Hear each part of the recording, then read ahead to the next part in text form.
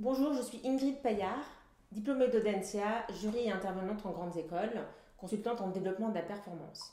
Aujourd'hui, je vous offre 5 tuyaux dans le cadre de cette vidéo pour bien vous préparer à l'oral de motivation et cartonner pour intégrer l'école de vos rêves.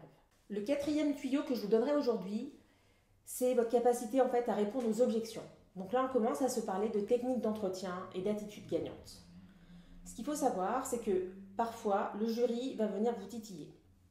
Dites-vous par nature que s'il y a une question que vous n'avez pas envie qu'on vous pose, il est fort possible qu'on vous la pose.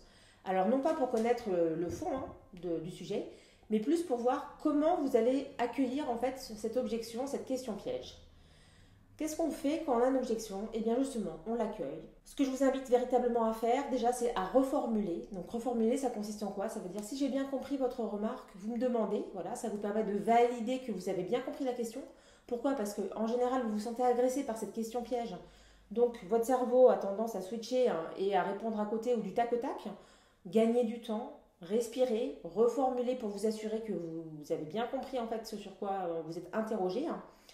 Et ensuite, vous pouvez commencer votre phrase en disant, alors si j'ai bien compris, et ensuite, donc je comprends vos propos, et vous allez commencer à argumenter.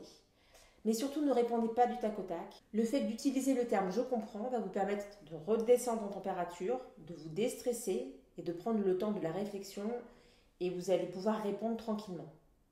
Dites-vous que ce n'est pas forcément sur le fond que vous êtes attendu, mais plus sur la forme et votre capacité à exprimer, à argumenter pourquoi vous aviez fait tel choix et tel choix à telle époque. Et on va partir du principe que c'était justifié puisque on se parle de votre vie, pas de la nôtre.